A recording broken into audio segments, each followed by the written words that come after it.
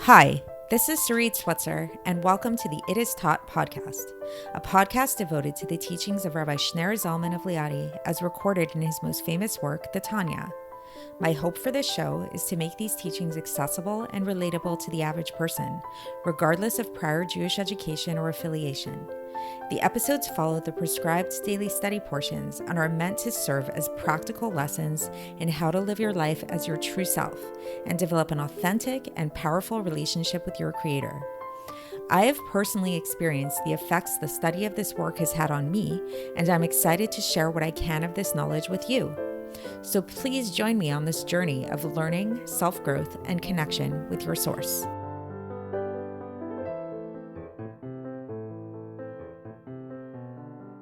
Hi, and welcome to the It Is Taught podcast. This is episode 310 for the 3rd of Tishrei in a leap year. Today is the day after Rosh Hashanah, otherwise known as Tzom Gedalia, the fast of Gedalia. So for those of you who are fasting, I hope that you have an easy fast.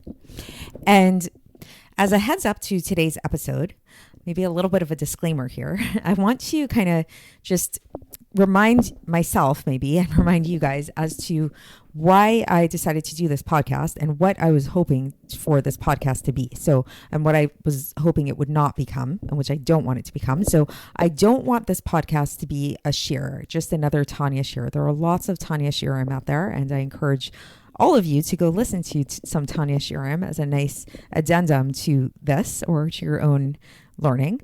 The difference with this podcast and what I was really hoping to get out of it and what I've been, thank God, usually I feel like I'm somewhat accomplishing is to really make the Tanya accessible, to not just learn the Tanya in this kind of like academic scholarly way, but to really make these concepts relatable and tangible and practical for my everyday life and hopefully for my listeners' everyday life to some extent.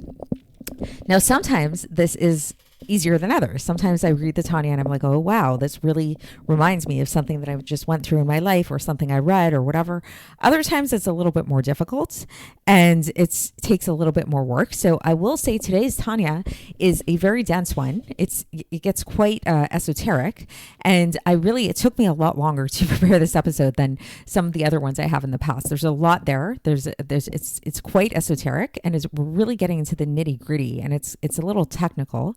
But at the same time, I did want to make it relatable. And so it took me a while. And I'm kind of hoping that this idea will come out as somewhat relatable. So stick with me and hopefully we can go through this journey together. And together we can come to have this Tanya be very real and enriching our lives. So for context, just to kind of bring it into zone in on where we're at, this epistle that we've been learning, this epistle 20, the topic and kind of like the theme or where we're going with it all is really the importance of our physical worlds and the greatness of our physical worlds, the greatness, the special uniqueness of us here in this world, and specifically related to the idea of creation ex nihilo. And we already started talking about this in previous episode, this idea of what is so amazing about, like, really first of all pointing out this uniqueness of ex nihilo and how it's not something to really be taken for granted, and how regular creation, usually whether we're talking about physical creation or spiritual creation, is actually happens in a more causal way. It happens in a more evolutionary way. Like usually things in the world, there's like a cause and an effect. We talked about like the chicken and the egg, or it's like anything, right? Even if somebody here, wants to invent something, you're inventing something based on other things that exist down here, or a person puts together a piece of machinery or makes a sculpture or something. They're taking raw material and they're making it into a different form. They're not actually creating anything new.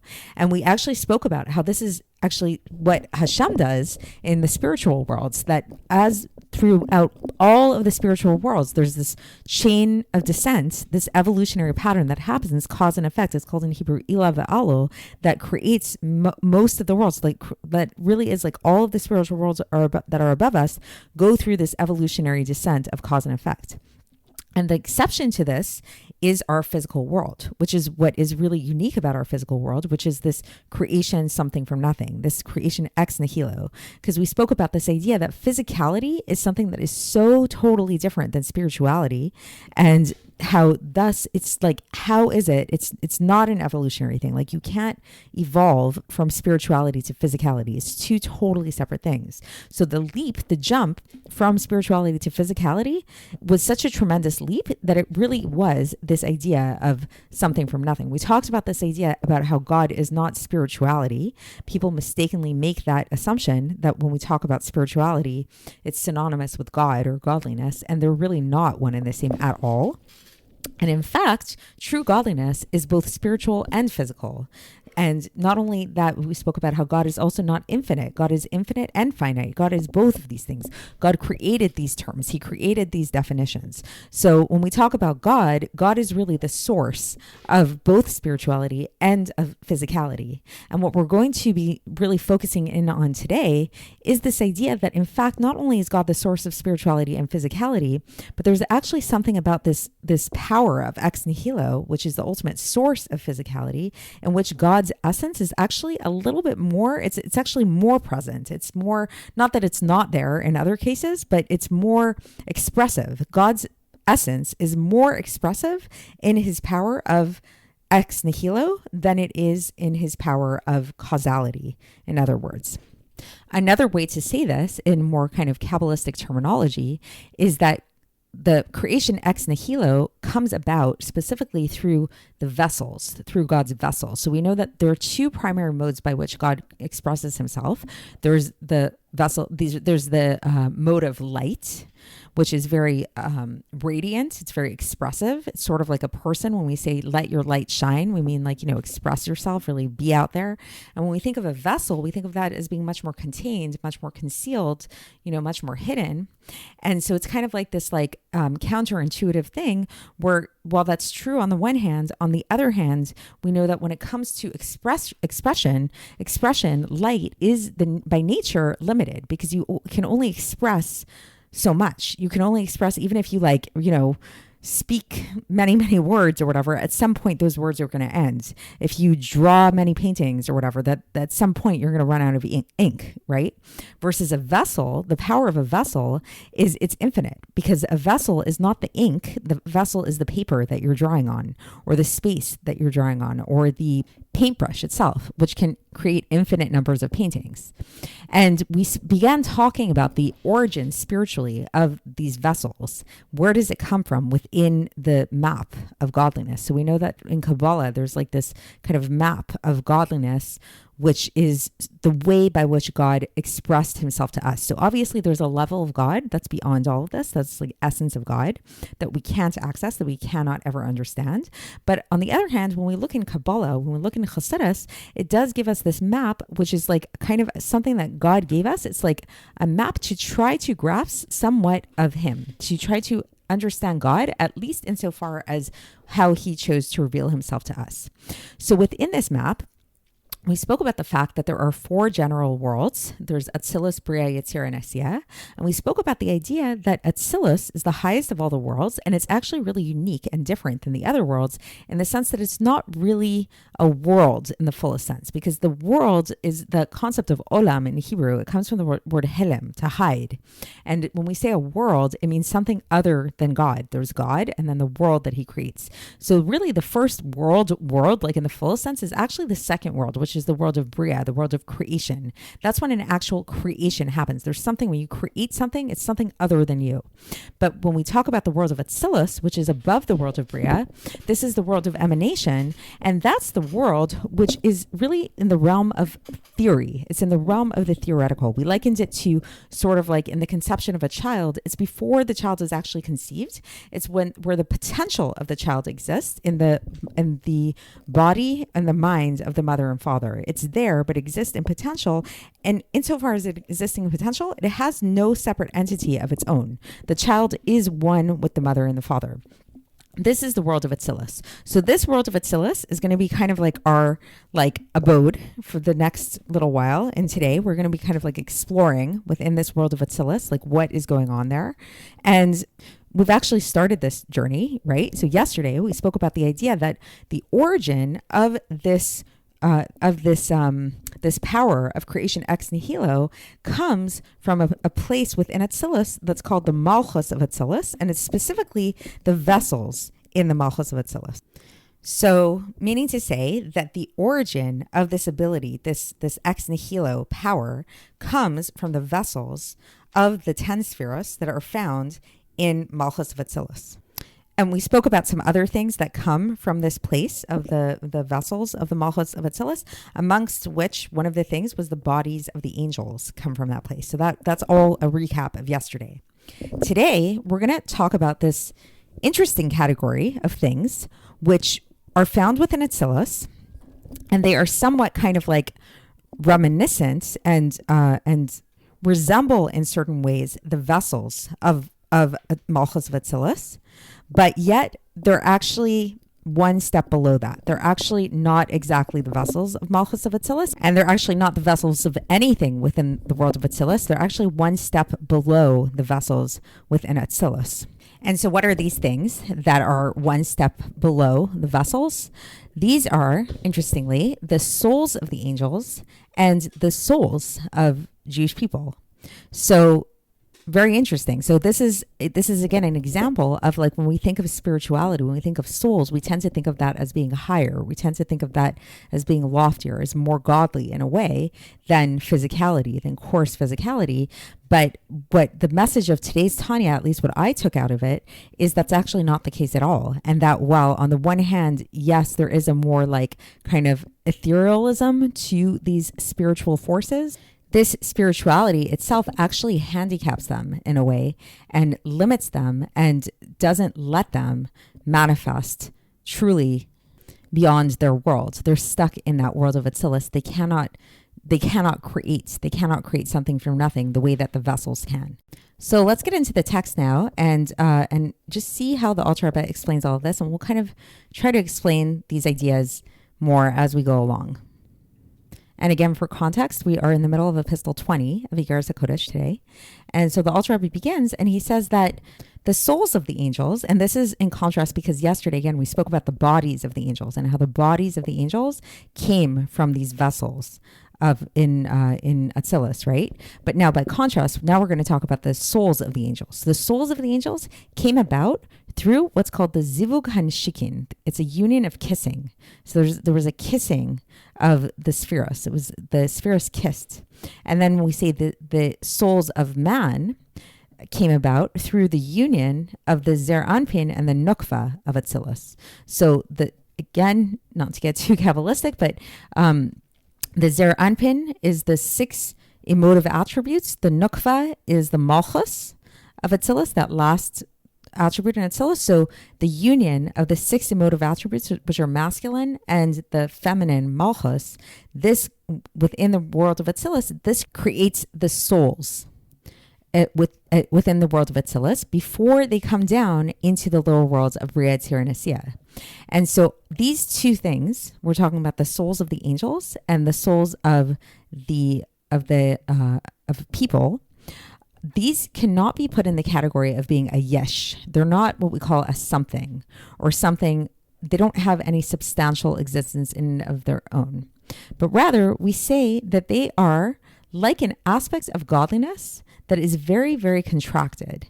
And it's like the vessels of the 10 spheres of Atzilus, which are limited in nature.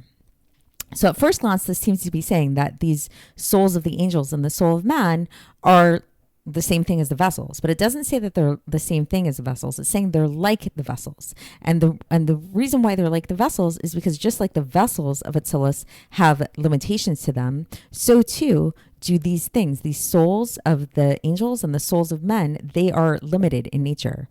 And the way that they become limited in nature is through the great contraction of the light, of the infinite light, which is called the kav. So the kav, or in English, it's called the line or measuring stick. This is a Kabbalistic concept that comes up in Chassidus a lot. The kav is like the origin of everything, the origin of creation. So what happened was basically God decided that he wanted to create something apart from him. He wanted to create a world. He wanted to create many worlds, right? In order to bring about our physical world into existence. That was like the final purpose.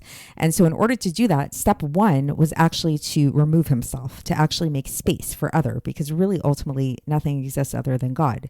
So in order for there to be an other, God had to first remove himself and make space for other. That's what's known as the Tzimtzum Harishon, the first contraction.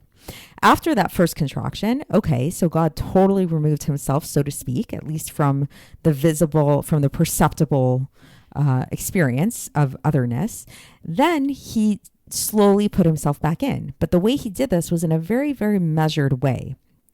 Just like, let's say if an artist wants to make a painting, the first thing they have to do is they have to actually like clear the space. They have to like, make sure there's nothing on the table or whatever, and then slowly they will not open up the paint and just pour it onto the paper, but they're going to put it down in a very measured degree. They're going to even probably measure out which paint they're going to use, which colors are they going to use first, how much are they going to use, what kind of paintbrush are they going to use, all that stuff. That's what the kav is for God. The kav is the measuring stick through which he said, okay, now I have space. I have this blank slate, this empty palette.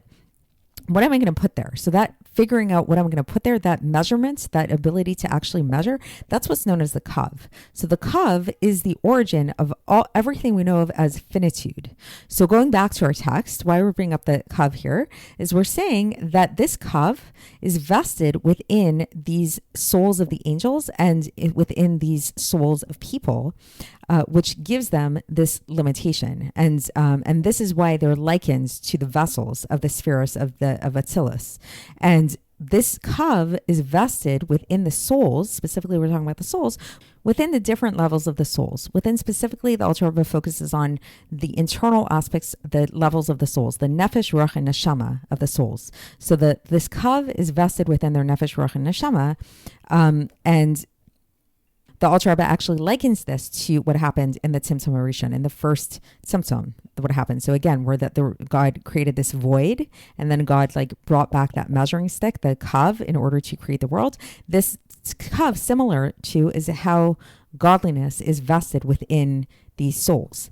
So the point of it is basically the bottom line that the Alter Rebbe is bringing here, from what I understand, is he's basically telling us that these souls, whether we're talking about the souls of angels, the souls of men, it's definitely, especially when we're talking about in the world of Atzilus, they radiate godliness. It's like there is nothing but godliness, but yet they do have something in common with the kelim, with the vessels, in the sense that they're limited. Their radiance is limited. It's measured out. Each neshama has a very specific radiance to it. Every angel has a very specific definition to it, right? And when we talk about the souls of the angels, who are these angels exactly?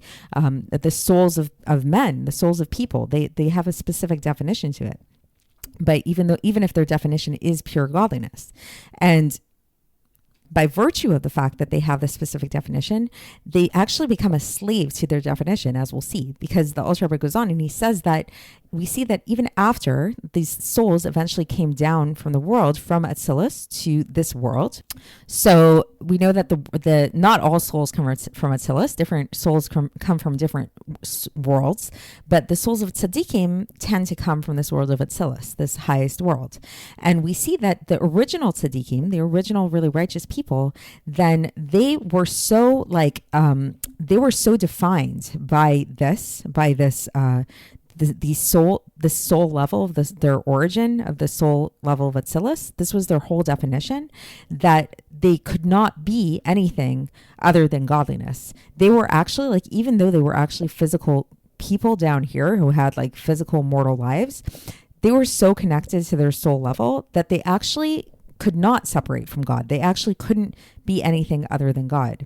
And so thus, this is why we see that there were certain tzaddikim that actually didn't, back in the day, they didn't live very long, because as soon as they wanted to do something that was against godliness, then they would die. Their soul would expire. Why would a tzaddik want to do something against godliness? That's a question for another time that isn't really addressed here, but that was the kind of thing that their body couldn't even stand anything that was against godliness, because its whole definition was Atzilus. This was its whole definition, and by virtue of it being its whole definition, it wasn't able to have a separate existence. So it could not be an ex nihilo. It was still in this realm of non-ex nihilo. So just to kind of recognize what's going on here is that Alter Rebbe is building up this case to really show us the contrast between those things which are the source of ex nihilo and related to ex nihilo, and those things which are not. And so he's saying very clearly that the souls of the angels and the souls of people that are found within the world of Atzilus, as lofty as they are, they're not that lofty to have been able to create something from nothing. They're still stuck in their definition of being, ironically, too close to God, kind of. In a certain sense, we can say they're too spiritual, they're too locked in their spirituality to be able to actually create something from nothing. And now we have also the Alter Rebbe goes on and gives another example of such a thing, that we see also the infinite and myriads of different worlds that are found in the Golgotha of Arich Anpin, the skull of Arich Anpin, and the Zer Anpin. So the Golgotha is the skull. That's another way of saying the Keter, the level of Keter, which is above Chochmah. So it's the level of will. It's just a very, very lofty level, basically, so it's the Keter of Keter, basically the will of the will, and also the crown of the Keter of Zer Anpin. So these are just very, very lofty levels. So the Alter Rebbe says that these very lofty levels, we can't call these levels worlds. And we say about the Hechalos of Atzilus, the chambers within the world of Atzilus, and an aspect of a yesh, of a somethingness, but rather they too are like these souls of the angels that came about through the kissing, the zivug and nishikin, the union of kissing. And so, and when we call them worlds only in relation to the aspect of the Golgotha and the Dikna, the skull and the beard, basically. So that's really, again, just kind of a technical side note here, that the basic idea that the Alter Rebbe is bringing out is that these really, really, really high levels that are really up there, that are really way beyond even worlds. We're talking about the skull of the Arich Anpin and the skull of the Zer Anpin. These things, we can't actually call them something yet. They're not actually a something. That's what's so fascinating, is it's as lofty as these things are, they're actually still on that same level.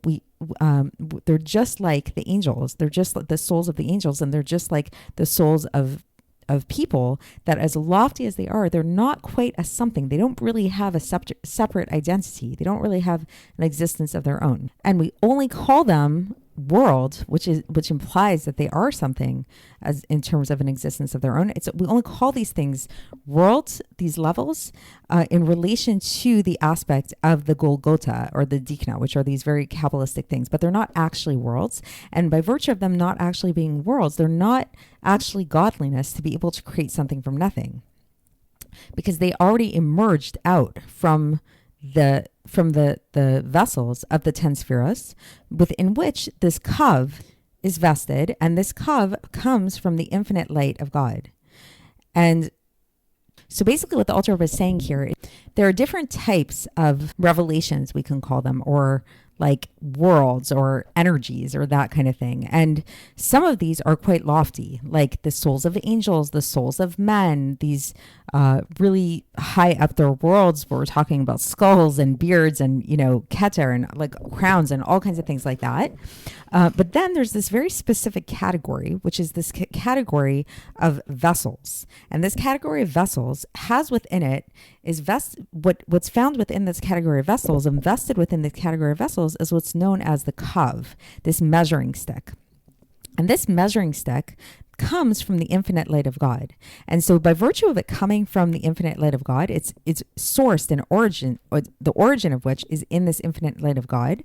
We know that the light is like the luminary. So it's just again, we've spoken about this before, if you see sunlight coming into the room, you can be oh, that's sun, or if there's a certain color light coming in, you can trace it back to maybe a certain type of light that's coming in that might display that kind of color, or some kind of curtain that's making it show up in such a manner. So it's the type of light has a resemblance to the luminary from which it comes from. And so in this case, what is the luminary? What is the source of the light? The source of the light here is God. The source of light is God, who is the emanator. And what's unique about God is God does not have a cause. God is the primary cause. So it's not, God is not in the realm of causality. There's nothing that caused God forbid, right? So he's the origin one. So thus when we go back to the source, when we go back to God, it's really only God that has this power to create something from nothing, like really something from true nothingness, to the point that this somethingness has no original source before it. It doesn't, other than God. Like there's no reason for it to come into being. It's not like it's being caused by something else. It's not like a chain reaction kind of thing. It's just like, no, God created this thing. And in order for this thing to come in, this somethingness to come into being in a way of limitation and measure, then it has vested within it the vessels of the 10 spheres of Atzilus. So we're back to the vessels again. So it's really the vessels that give it this power. And then it becomes united with these vessels to the point that we say that now we can understand what we say, that Ihu v'go mohi chad, he and his causations are one, or in other words, he and his vessels are one, to create through them and to create with them beings that are limited and finite in measure. And in particular, through this, thereby to have them be vested within the world of Bria, Yitzira, and Asiya. Okay, so that was the end of the section for today. So just to kind of like sum it up to the best of my ability, the bottom line, the message of today is really telling us the importance and the uniqueness of the vessels, and how these vessels that are found within the world of Atzilus are unique in their capacity to be able to create Ex Nihilo. And this is what God uses. These are the tools that God uses to create Ex Nihilo. And everything else that's found within the world of Atzilus, there are other aspects to the world of Atzilus which are also totally united with God and have no independent existence other than their own, but they don't express God's essence in the same way as the vessels do. So it's kind of like a paradoxical message in the sense, or a counterintuitive message in the sense that what we're saying here basically is that which conceals God the most, because like a vessel kind of like conceals God, is actually the tool by which he creates something which is really essential to him, which is something that is unique to him. This ability to create Ex Nihilo is specifically through these vessels, which are specifically that thing which apparently, which appears to conceal God, this idea of the limitation, the finitude, and that kind of thing, versus when it comes to these other aspects that are found within the world of Atzilus, the souls of the angels, the souls of men, which are much less seemingly defined in that same way, we actually find that they are actually a lot more limited. They're limited by their attachment to godliness, by their attachment to spirituality. They can't escape from that. This is their definition, versus vessels don't have that same definition. The definition of vessels is their ability to define, but they don't inherently have any inherent definition, if that makes sense. So I know that was very esoteric today. I hope it made it a little bit more comprehensible to you. I'm sure I could have brought this down even more. Maybe next year is, Mirz Hashem, I'm going to have to redo the whole Tanya, because this year's a leap year. Next year is going to be a regular year. So maybe I'll be able to bring this down even further next time. But that is it for today. And tomorrow we will continue with this epistle. So stay tuned and I will speak to you then.